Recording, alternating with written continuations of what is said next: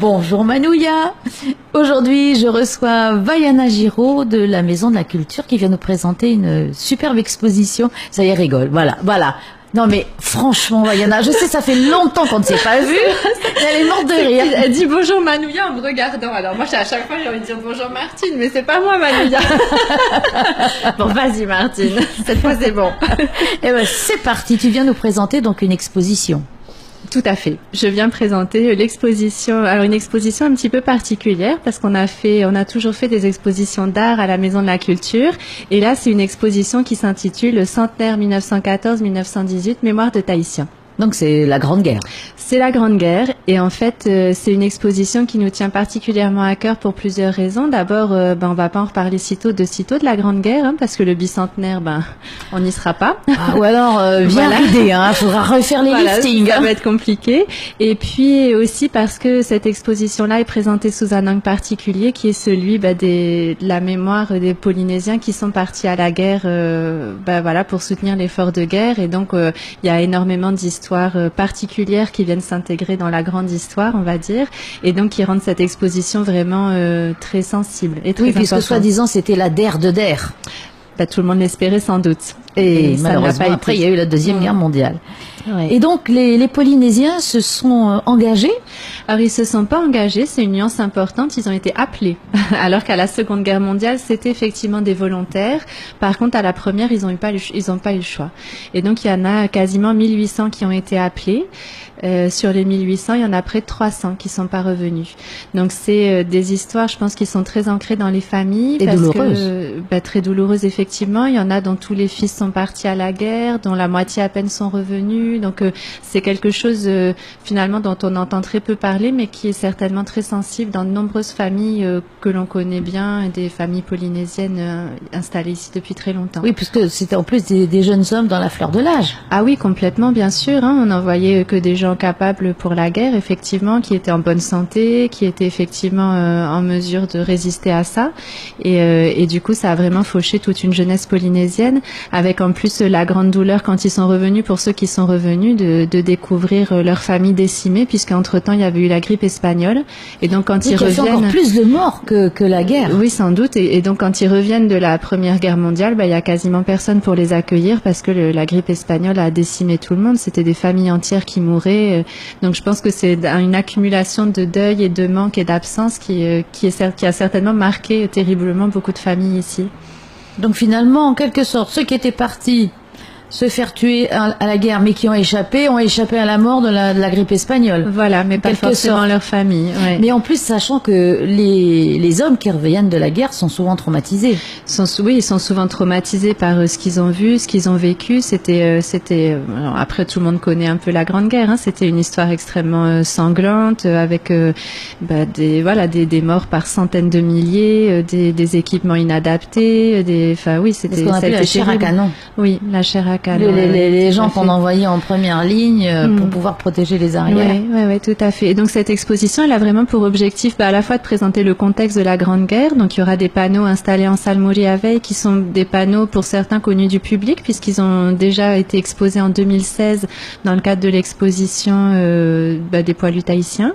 Et donc on a tout ce contexte de la Grande Guerre, on a les uniformes, les armes, la guerre des tranchées, qu'est-ce qui s'est passé, ceux qui sont partis, ceux qui sont morts, les faits de guerre, etc. Et puis, on a aussi quelque chose de très intéressant qui a pu se faire grâce à l'association Mémoire polynésienne, dont Jean-Christophe Shigetomi fait partie.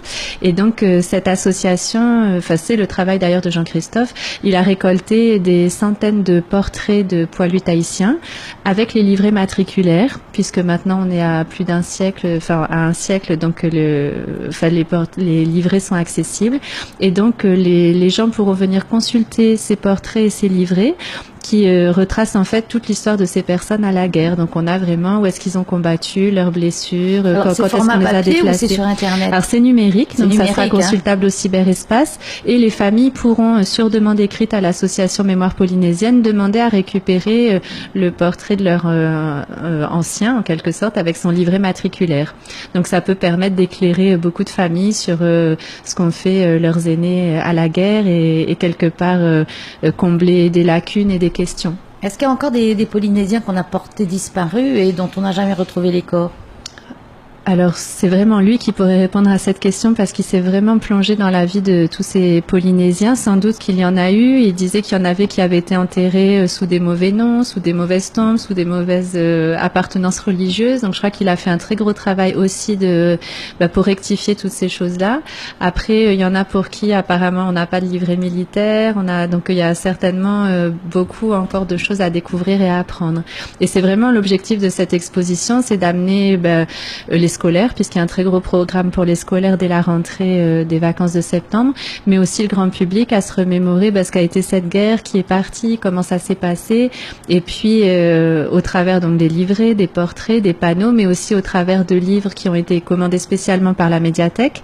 Donc on a des approches spéciales pour les enfants, pour les ados, pour les adultes, où on comprend mieux ce que c'était que cette grande guerre et on peut en parler à notre échelle puisque cette exposition est vraiment centrée sur les Tahitiens et sur les poilus tahitiens. Il y a une rue d'ailleurs qui porte leur nom. Tout à fait. Il y a une rue des poilus tahitiens. Oui. Et ma question va être, est-ce que les classes peuvent venir à cette exposition? Est-ce qu'il faut qu'elles s'inscrivent? Comment ça se passe? Oui, tout à fait. Alors, à la rentrée des vacances, donc ça doit être le 24 septembre, toute la semaine du 24 au 28 septembre, on a énormément d'activités qui sont réservées aux scolaires, qui peuvent s'inscrire sur l'adresse activité avec un S et sans accent, @maisondelaculture.pf. Toutes les informations sont sur notre site de toute façon. Donc il y a des visites guidées qui sont menées par Jean-Christophe Shigetomi. Il y a une découverte de la bibliographie de la Grande Guerre avec donc tous ces livres qui sont sous forme de bandes dessinées, de romans, d'explications, de documentaires. Et puis il y a également la découverte de tous ces portraits livrés matriculaires, donc pour vraiment ils ont impliquer les enfants. Un de leurs ancêtres ou quelqu'un de leur famille, pour ceux qui ne sont pas revenus. Tout à fait, bien sûr. Et d'ailleurs, beaucoup d'écoles ont commencé à travailler dessus. C'est en 3e, je crois, qu'on aborde la Grande Guerre. Et je sais que certaines classes se sont distribuées, entre guillemets, des poilus et pour travailler sur chacun. Et voilà. Et donc, quelque chose qui est intéressant aussi, c'est qu'il y aura des diffusions de films qui sont des films cultes, comme Capitaine Conan, Un long dimanche de fiançailles, enfin des films liés à la Grande Guerre, qui seront suivis d'un débat. Au revoir là-haut. Alors, Au revoir là-haut n'en fait pas partie. C'est dommage. Mais il y a Joyeux Noël. Le départ, oui, c'est quand même la Grande Guerre et avec justement des choses qui font qu'il y avait des filous aussi. Oui, des filous et puis des gens qui revenaient massacrés à tous les niveaux, que ça soit psychologique ou physique. Ça a été terrible. Moi, j'avais vu un extrait de film dans des asiles de fous, entre parenthèses, et où on voyait ces malheureux qui sortaient de la guerre, mais complètement brisés. Bien sûr, oui, tout à fait. Et ça continue, c'est le syndrome d'après-guerre. Oui, qu'on retrouve aussi, qui doit être différent parce qu'on n'a pas les mêmes armes et les mêmes vécus sans doute, mais qui doit être terrible de toute façon. Oui. Et donc on a identifié des films qui vont être projetés aux scolaires comme au public et suivis de débats sur le thème. Donc il y en a un notamment qui doit être assez poignant, c'est Joyeux Noël, et ça raconte l'histoire d'une des tranchées où évidemment tout le monde se battait, et puis le 24 au soir, il y a eu une sorte de trêve. Les Allemands et les Français ont sympathisé, chanté, fêté Noël et pour retourner se tirer dessus le lendemain. Oui, parce que les soldats n'étaient pas toujours enthousiasmés à l'idée de se tirer dessus. Oui, sans doute loin de là. Et puis après tout, on reste humain quand même. Donc je crois qu'il y a beaucoup d'histoires particulières, d'histoires très humaines. Et que les scolaires pourront découvrir, et bien sûr le grand public aussi, puisque pour le grand public il y a également des visites guidées, il y a des projections également, et il y a 2 conférences, une le mercredi 19 septembre qui s'intitule Poilus tahitiens de l'armée d'Orient, et une le mercredi 26 qui s'appelle Poilus tahitiens tout simplement, avec Jean-Christophe Shigetomi. Alors tu nous rappelles les dates ? Alors du 18 au 28 septembre, avec un programme scolaire la semaine du 24 au 28, des ateliers lecture, conférences, visites guidées. Tout est à la salle Mouriaveil ou alors l'exposition à Mouriaveil, la consultation des portraits de poilus au cyberespace, les ateliers bibliographie en bibliothèque et les projections en salle de projection, les conférences au petit théâtre. La Grande Guerre, c'est tout TFPN qui est impliqué, Et donc il y a toute cette diversité d'activités qui est entièrement gratuite et en entrée pour l'exposition, et ensuite tout ce qui est visite guidée, projection, etc. Il faut effectivement, il vaut mieux s'inscrire. En tout cas pour la partie scolaire, c'est indispensable parce que tout est déjà plein, mais même pour les visites guidées du public, pour que ça reste qualitatif, il vaut mieux effectivement que les gens s'inscrivent. Donc toutes les infos sont sur notre site www.maisondelaculture.pf. tout est dit. Merci. J'espère. Merci. Alors, j'avais une question. Est-ce que vas-y. toi, tu sais ce que c'est les poilus? Parce que j'entends beaucoup de versions. Alors, les poilus, il me semble, c'est parce que ces malheureux n'avaient pas le temps de se raser et que donc on les appelait les poilus à cause de leur barbe de 3-4 jours. Alors moi, j'ai entendu d'autres options parce qu'apparemment, à cause des masques à gaz, ils devaient au contraire être très bien rasés puisque c'est aussi le début des gaz, des attaques au gaz, etc. Et donc, moi, j'avais vu des explications où on disait qu'en fait, c'était ne pas avoir des poils dans la main, mais avoir des poils là où il faut. Des gens courageux, quoi. Des gens qui en ont.